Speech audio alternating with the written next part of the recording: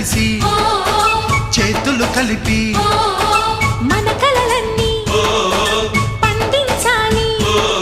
ఒక చోట పుట్టని కోడళ్ళు అయ్యారు అమ్మకే కూతుళ్ళు. త్వరలోని ముద్దుగా పుడతారు ఈ తాత పోలికల మనవళ్ళు. ఈ సంతోషాలు సరదాలే మా పండుగలు.